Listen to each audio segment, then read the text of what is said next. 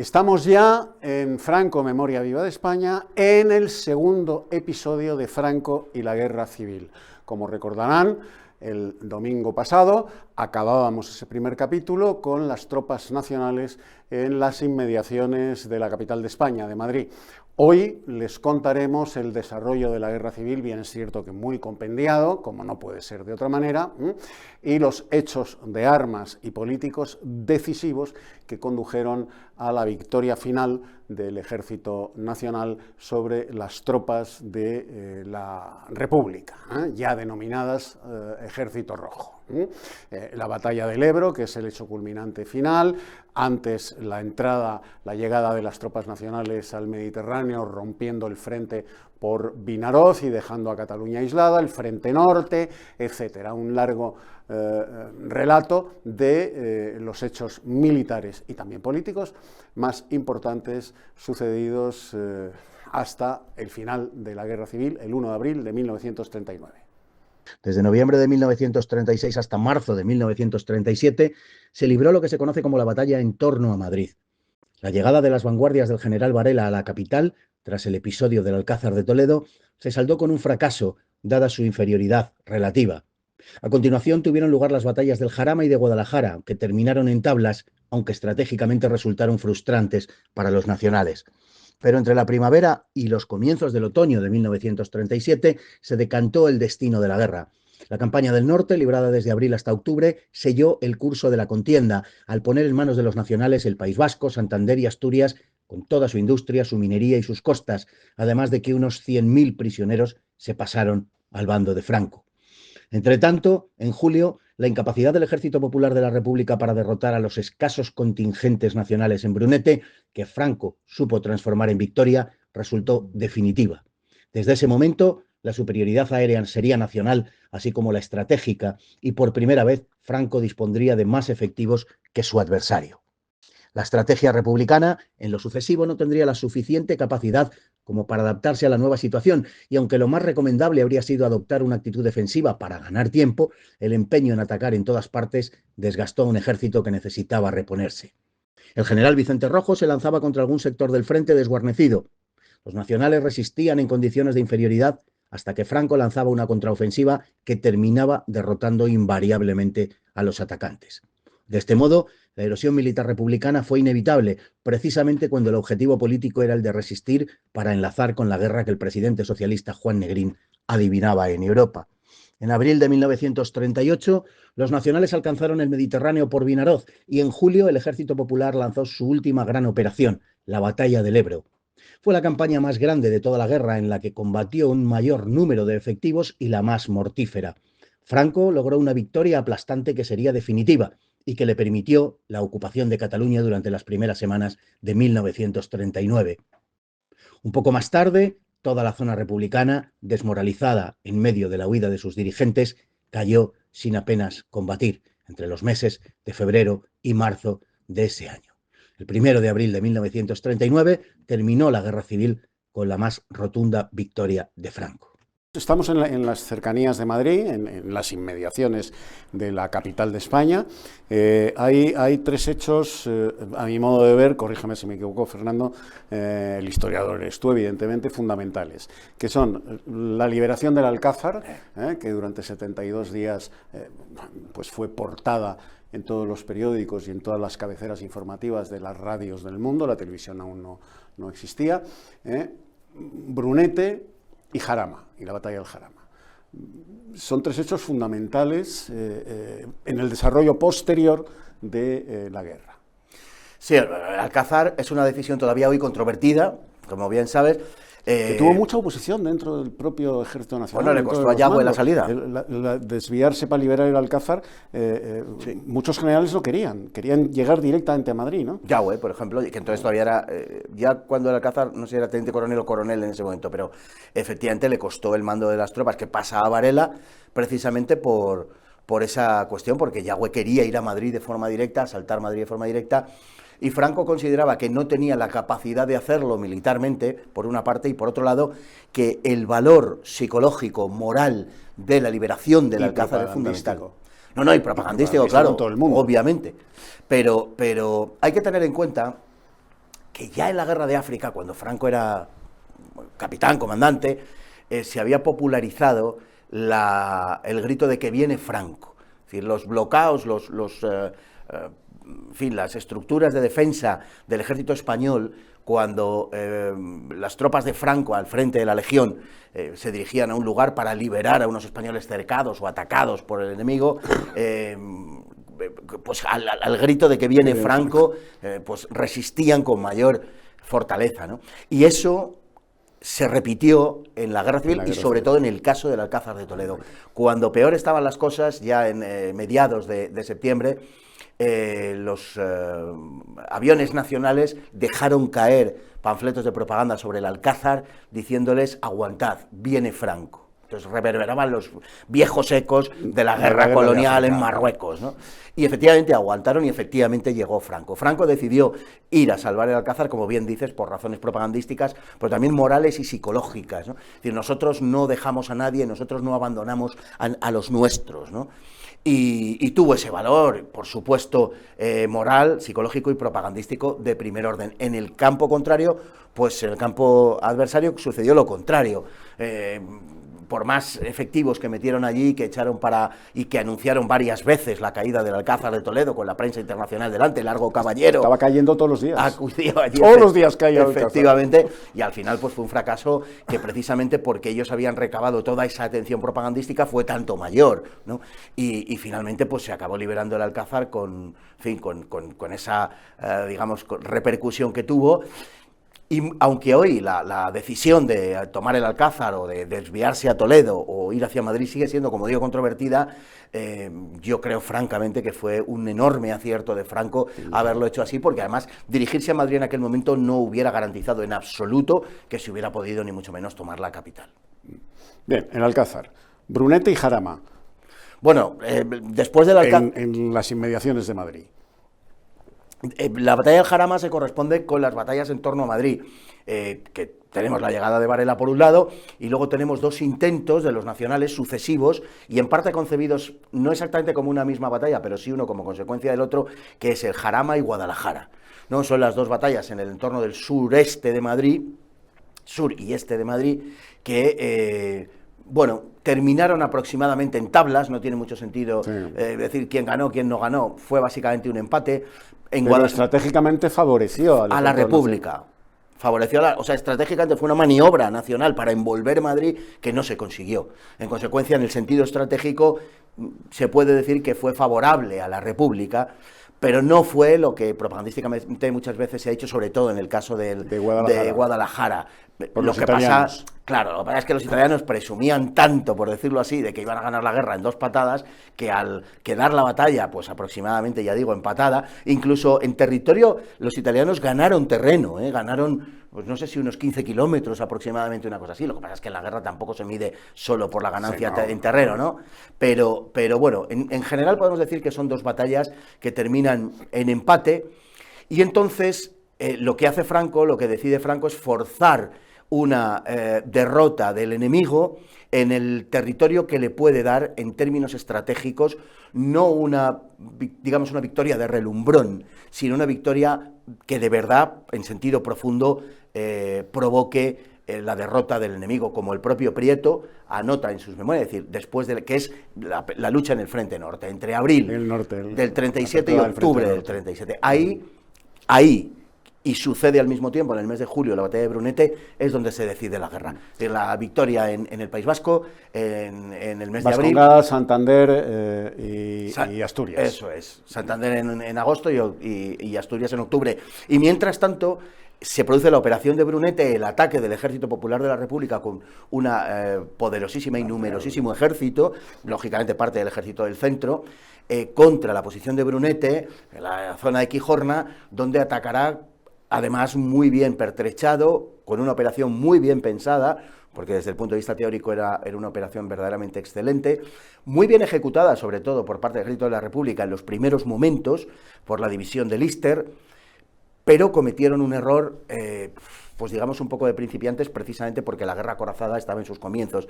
Entonces, y fue que ante la enconadísima defensa de las tropas nacionales, que eran muy pocas y que se contaban pues banderas de Falange en principio y algunas unidades del ejército de África, pero pocas, resistían con una, con una enorme decisión.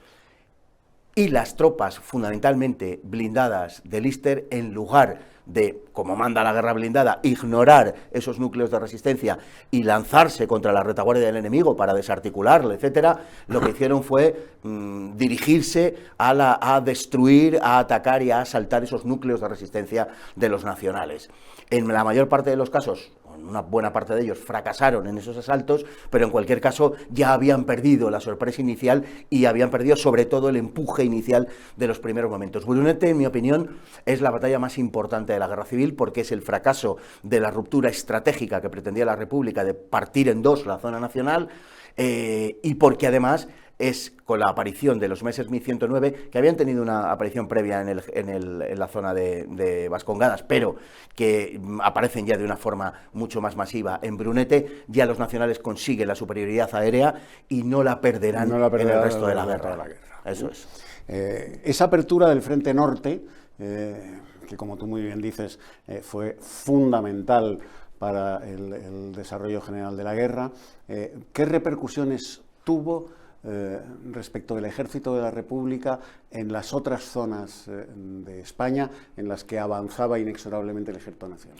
Claro, es que la estrategia del Ejército Popular de la República, la estrategia del primero teniente coronel, luego general Rojo, como estrategia dejó mucho que desear. Es verdad que operacionalmente Rojo era bueno, era un buen general, pero claro, lo que él planteaba eran siempre ataques en zonas mal guarnecidas por los nacionales, y eso obligaba a Franco a enviar tropas allí y por tanto desviarlas de otros frentes y dar la batalla donde el atacante quería. Pero siempre se producía lo mismo. Siempre era un ataque exitoso en los primeros momentos para el Ejército Popular de la República, una defensa durísima de los nacionales, normalmente en condiciones de severa inferioridad, y un posterior contraataque de Franco que terminaba derrotándolos y erosionando al Ejército Popular de la República. A partir sobre todo del 37, a partir sobre todo de Brunete, esa estrategia era una estrategia en el fondo suicida, porque el objetivo de Negrín, no olvidemos que era ganar tiempo para enlazar la guerra de España con la previsible guerra europea. Claro, pero para ganar tiempo tú tienes que preservar la mayor cantidad posible de tus contingentes militares y no desgastarlos en operaciones como las operaciones ofensivas, que te produce un mayor número de bajas. Al contrario, adopta una estrategia defensiva y haz que sea el enemigo el que se desgaste más. Bueno, la estrategia política de Negrín y la estrategia militar de Negrín, digamos que iban por vías diferentes. Y en el caso del Frente Norte, supuso, verdaderamente es la gran campaña de ataque primera del Ejército Nacional, podemos decir, completamente exitosa, y supuso el final de las posibilidades de la República de ganar la guerra. Además de que coincide, como digo, con Brunete, que también tuvo la virtud de tener las operaciones en el norte, porque hubo que atender Brunete durante el ataque del Ejército Popular de la República. Claro, la toma entre abril y octubre de toda esa zona supuso no solamente la pérdida geográfica, no olvidemos que el norte republicano estaba aislado del resto del territorio republicano. No solamente fue eso, sino todo lo que se perdió en armamento, en hombres, unos 200.000 soldados. Hasta ese momento el ejército republicano tenía mayor número de efectivos que el ejército nacional. A partir de la caída del norte, a partir de Asturias ya no. La pérdida de la industria, la pérdida de la minería, como digo, de esos 200.000 hombres, de los cuales además 100.000 se pasaron voluntariamente al ejército de Franco, al ejército nacional, y naturalmente eso, representa un cambio enorme. La pérdida estratégica del norte, de la costa cantábrica, con todo lo que eso suponía, y era dejar encajonada a la República en toda la zona este, al centro por Madrid, en toda la zona este, pero de España, de la península, pero ya no tenían posiciones en ningún otro sitio. La pérdida del norte al tiempo de Brunete es el momento clave de la República. A partir de ahí ya no pueden ganar. Hay algo, Fernando, que me gustaría, una reflexión tuya sobre lo que según lo que yo tengo entendido y leído, se ha escrito poco y se ha contado menos. Que es que ese ejército pequeño, que el 18 de julio del 36 cruza el Rubicón por el estrecho de Gibraltar, se va engrosando paulatinamente a medida que va avanzando de voluntarios. O sea, el aluvión de voluntarios que acudieron a las banderas del Ejército Nacional, no hubo parangón en el Ejército de la República, ni muchísimo menos, ¿no? La República tuvo que hacer quintas extraordinarias para llevar, bueno, la última, la quinta del Biberón, porque no tenía el voluntariado que tuvo el Ejército Nacional, el aluvión de voluntarios que tuvo el Ejército Nacional, según iba conquistando territorio. Sí, sí, eso es así desde el principio de la guerra. Es decir, hubo más voluntarios en el Ejército Nacional que en el Ejército de la República, sin duda ninguna. ¿Y cómo es posible en un ejército fascista, represor, tiránico? ¿Cómo es posible que hubiera sobreabundancia de voluntarios? Bueno, era un ejército muy popular. La zona nacional era una zona muy popular en el sentido... Hay una diferencia en cuanto a que las zonas más urbanizadas estaban con los republicanos y las zonas más agrarias estaban con los nacionales, pero es igualmente popular un campesino castellano o un campesino navarro que un obrero de la construcción barcelonés o madrileño. ¿No? Claro. En el sentido de lo popular no hay diferencias, ¿no? Y desde luego sí fueron las unidades de falangistas y de requetés las que dieron más voluntarios a lo largo de la guerra. Sobre eso no cabe ninguna duda. Los voluntarios en general, digamos que jugaban un papel muy importante porque eran las tropas de choque. En el caso del Ejército Popular de la República, las brigadas internacionales, y en el caso de los nacionales, tanto los alféreces provisionales como las banderas de falange y los tercios de requetés. Eran, pues eso, las tropas que por ser voluntarios, o en el caso de los alféreces provisionales también eran voluntarios, se entraban en las academias, de alféreces provisionales. Lo que pasa es que se requería un determinado nivel de estudios, en principio universitario y luego se rebajó a bachillerato. Pero se permitía efectivamente y se estimulaba, bueno, pues ese voluntariado, que digamos que ofreció un rendimiento dispar a lo largo de la guerra. En términos de eficacia militar, no estoy hablando de otras cosas, porque indudablemente todos combatieron con valor y con bravura por sus respectivas causas, pero en términos de eficiencia militar no cabe duda de que los voluntarios nacionales lo fueron más que los voluntarios republicanos, incluyendo a las brigadas internacionales, donde se dieron episodios, en algunos casos de enorme valor, pero en otros casos de tremenda, en fin, cobardía, hay que decirlo así, porque el propio André Martí, tendremos ocasión de comentarlo en el próximo capítulo, pero el propio André Martí fusiló a confesión propia, en un informe para la Comintern, reconoce que fusiló a 500 de sus hombres, 500, por cobardía. La cifra es bastante mayor, seguramente es bastante mayor, puede que sea el doble, y no en todos los casos también, hay que decirlo, por cobardía, en muchos casos por razones puramente políticas. Pero André Martí se reía de sus hombres y decía, a ver si se enteran estos de que los fascistas disparan con balas de verdad. O sea que la cuestión de los voluntarios en uno y otro bando, bueno, pues habría que pormenorizarlo mucho, no es el momento quizá, pero bueno, tomar nota también de eso, de la participación extranjera en la guerra, ¿no? Otro de los éxitos fundamentales para la victoria final del 1 de abril del 39 fue la ruptura del frente de Levante cuando los nacionales llegan por Vinaroz, la provincia de Castellón, al Mediterráneo, que desde el principio de la guerra estaba la práctica totalidad en manos de la República. Sí, el Mediterráneo además tenía las bases de Cartagena sobre todo y de Mahón también, que muchas veces se pasa por alto. Tenían una notable fortaleza naval. El problema era que habían asesinado a todos los oficiales de la Marina, prácticamente. Los había en algunos casos, como en el de Cartagena. Entre el 18 de julio y los primeros días de agosto del 36. Sí, además de una manera particularmente horrible. Los lanzaban vivos por la borda, lastrados para que se ahogaran, ¿no? Es decir, aquello fue absolutamente terrible. Con lo cual no sabían gobernar los barcos. No, claro. Tenían unos barcos en ocasiones magníficos, pero que no sabían gobernarlos. Esa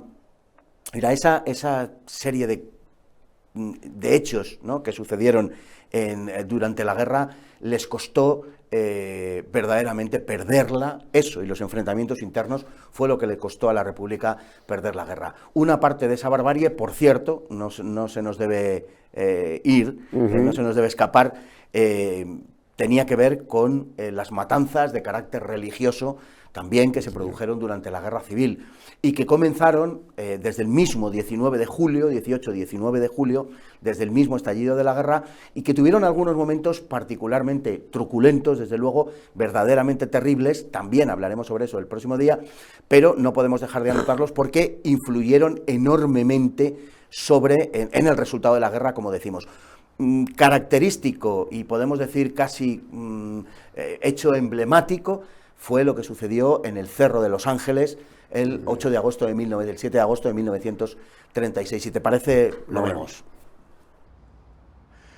El 7 de agosto de 1936, en este mismo sitio donde estamos, en la explanada del Cerro de Los Ángeles, el monumento al Sagrado Corazón de Jesús, un grupo de milicianos fusiló la estatua, la figura de Jesucristo. El jefe del pelotón dio la orden de apuntad con odio, disparad con ira. Lo hicieron, apuntaron a la cabeza y apuntaron al pecho de la estatua. Al día siguiente, 8 de agosto, una multitud de milicianos procedentes de Getafe, de la localidad cercana, vino a esta explanada y trató de tirar el monumento empleando incluso tractores, pero no lo consiguieron en principio. Después usaron la dinamita, arrojaron el monumento al suelo y la cabeza quedó desgajada del resto del cuerpo, cometiendo toda clase de bajezas con la cabeza de Jesús. El 7 de noviembre de 1936, 3 meses después, las tropas del general Varela tomaban este sitio a punta de bayoneta, levantaban una cruz en el lugar donde se habían cometido los ultrajes e izaban la bandera de España. Se celebró una misa en reparación por todo lo que había acontecido. A esas alturas, aquella fotografía ya había dado la vuelta al mundo, causando un enorme daño a la causa del Frente Popular. La vileza desatada por el Frente Popular aquí, en el Cerro de Los Ángeles, contra la figura de nuestro Señor Jesucristo, es el paradigma de la persecución religiosa que el Frente Popular y la Segunda República llevaron a cabo contra los cristianos. Cristo fue crucificado en el Calvario y 1936 años después fusilado en el Cerro de Los Ángeles por los bárbaros del Partido Socialista. Todos ellos eran los que formaban el pelotón de fusilamiento de Jesucristo, que ejecutaron aquella barbarie sacrílega. Es la demostración palmaria, brutal, de lo que fue, lo que sigue siendo el Partido Socialista. Hoy, tantísimos años después, hay voces que piden la voladura de la Cruz del Valle de los Caídos ante el escándalo de Mucho Cándido. Pues no se escandalicen. El Cerro de Los Ángeles, la estatua del Sagrado Corazón de Jesús, fue literalmente volada por la dinamita roja. Bueno, este era el tipo de cosas, Eduardo, que, en fin, que como decimos... evidencia que el terror rojo siguió, además, recrudeciéndose de una manera terrible en la retaguardia roja, fundamentalmente. Absolutamente, y además este tipo de cosas fueron las que, como digo, les costaron la guerra, porque estas fotografías, estas imágenes dieron la vuelta al mundo. Les perjudicaron particularmente porque, claro, la mayor parte de los corresponsales extranjeros estaban en las ciudades, y las ciudades estaban en el lado del Frente Popular. Entonces las primeras muestras de barbarie, de crueldad de la guerra civil salieron de la zona republicana por esa razón. Pero, en fin, retomando el asunto del Mediterráneo. Vinaroz. Efectivamente, en abril de 1938 se consigue partir en dos la zona republicana, lo que quedaba, que todavía era bastante, de la zona republicana, y quedó aislada Cataluña. No olvidemos que cuando el gobierno sale de Madrid, el gobierno republicano, en noviembre del 36, se marcha a Valencia, pero de Valencia luego pasará a Cataluña, pasará a Barcelona. Bueno, pues Barcelona, a partir de ahí, a partir de abril del 38, queda aislada y queda al margen del resto del territorio de la República. Ciertamente era la zona, digamos, más desarrollada, había sido la zona más controlada por la República desde el estallido mismo de la guerra, pero había habido grandes tensiones fundamentalmente entre la CNT el Partido Comunista, el PSUC, y Esquerra Republicana. Allí era como a tres bandas, ¿no? Cada uno tirando para lo suyo y matándose entre ellos. De los enfrentamientos internos que tuvieron lugar en la zona republicana durante la guerra, los más cruentos sucedieron en Cataluña. Hubo además una lucha, un control por las fronteras, que estaban en manos de la CNT fundamentalmente y que no quisieron soltarlas para que pasaran a manos del Estado, de acuerdo a sus doctrinas, y fueron enfrentamientos verdaderamente crudos. La situación se estabilizó después de la llegada de los nacionales al Mediterráneo, se intentó caer sobre Valencia, quedaron las cosas, digamos, más o menos estabilizadas hasta el cruce del Ebro el 25 de julio del 38 por parte del Ejército Popular de la República en lo que sería luego fue con la todo batalla lo que le quedaba a la República, que además sorprendió a los nacionales, al Ejército Nacional, los sorprendió, en fin, digámoslo claramente. Durmiendo. Sí. Cuando cruzan el Ebro fue una... y sin embargo, sí, Franco supo hacer de esa derrota inicial la victoria final. Sí, el ejército del Ebro ya era un ejército, bueno, ya desde un año antes, pero en el caso del Ebro ya de una forma muy visible, era un ejército prácticamente puramente comunista. De las 28 brigadas que intervienen, 25 están mandadas por comunistas de forma directa, los cuerpos de ejército están mandados por comunistas y incluso en las brigadas que no están dirigidas por comunistas, los mandos inmediatamente inferiores también lo son. Es un ejército comunista y por tanto es un ejército disciplinado, como lo eran los comunistas. Los comunistas, sí, es el primer ejército, de verdad, son las primeras unidades de verdad de la República que están a la altura del ejército nacional. Cometen muchos errores, sobre todo en lo que es el dominio del aire. No sabían emplear todavía de una forma adecuada la interacción de las diversas armas, y eso, en último término, les costó la derrota. Eso y el hecho de que los nacionales, además, pese al embate inicial primero, fueron capaces de resistir y no se vinieron abajo. El cuerpo de ejército marroquí, precisamente de Yagüe, fue capaz de retomar la ofensiva. Fue la batalla más dura de la Guerra Civil Española, duró entre julio y noviembre. Con una mortandad enorme, además. Con una enorme mortandad, una gran cantidad de bajas, se calcula que en torno a unas 75.000 en total, y fue la batalla, no que decidió la guerra civil, aunque muchas veces se dice, sino que fue la última posibilidad de Negrín, de la República, para alargar la guerra. Después de, como hemos dicho, de la caída del norte y de Brunete, ya no podían ganar la guerra como tal, pero como Negrín veía que la guerra se acercaba, la guerra europea, pues pretendía alargar nuestro conflicto para enlazar con ella. Claro, ¿qué pasó en mitad de la batalla del Ebro?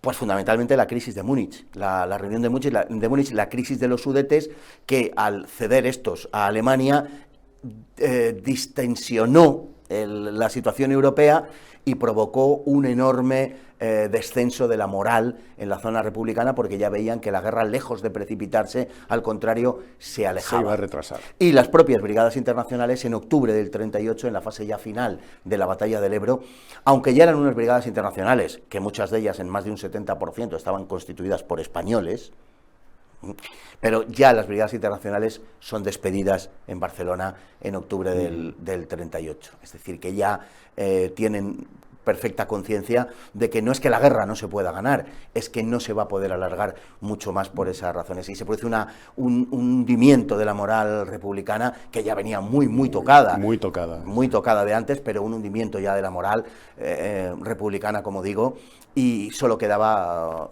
Cataluña por liquidar. Victoria sorprendente, contra todo pronóstico, en la batalla del Ebro. Cataluña cae como fruta madura, porque una vez vencida consiguió la victoria en la batalla del Ebro. La toma de Cataluña va de soie, y a partir de ahí la victoria final, el 1 de abril del 39, es algo que está hecho.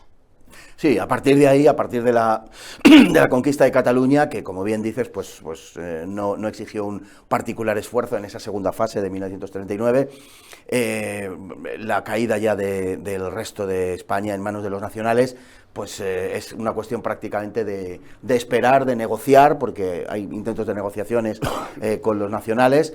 Se produce, sin embargo, da tiempo a que se produzca una guerra civil dentro de la zona republicana Casado. en Madrid, el 5 de marzo, el coronel Casado, así es, donde por enésima vez se despedazan en las calles de Madrid y con unidades militares enfrentadas unas a otras. O sea, hay una forma abierta para evitar que los comunistas se hagan con el control de todo, de lo que les quedaba, que Negrín se lo entregue, y de fondo hay una cuestión fundamental, que es precisamente a la que aludíamos antes. Una parte sustancial y seguramente mayoritaria del ejército republicano Casado, Cipriano Mera, que era de la CNT, que estaba al frente del cuarto cuerpo de ejército y que tenía algunas cuestiones que solventar con los comunistas, ¿verdad? Sí, pues, sí.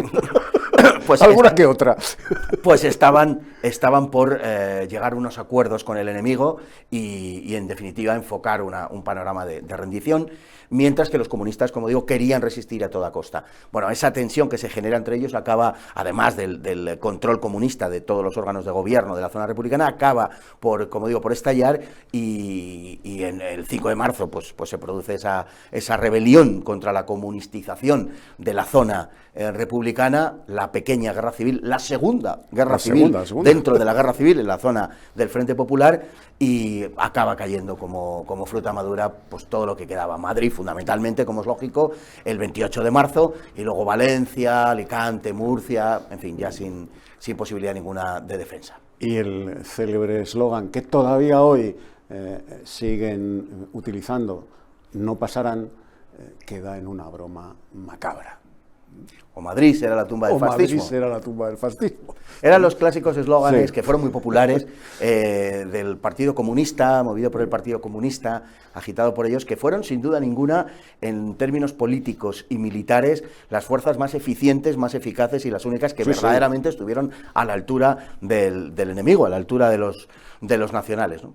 Y con esta llegada al 1 de abril de 1939, Día de la Victoria, como fue conocido en lo sucesivo, terminamos el programa de hoy, sin olvidar que no hemos hablado de algunas cuestiones como la ayuda internacional y otras historias que, trataremos muy brevemente en el próximo capítulo, junto a la cuestión política, porque no se trata de hablar de la Guerra Civil Española, no es el tema, sino el régimen de Franco, pero lógicamente no podemos hacerlo sin hablar de estas cosas. Es inexplicable el régimen de Franco sin la previa Guerra Civil, que es la que lo produce, ¿no? Bueno, querido Fernando, hasta dentro de una semana. Pues, y a si todos Dios quiere. ustedes exactamente igual. Dentro de una semana nos volvemos a ver y a escuchar aquí en Periodista Digital, en Franco, Memoria Viva de España.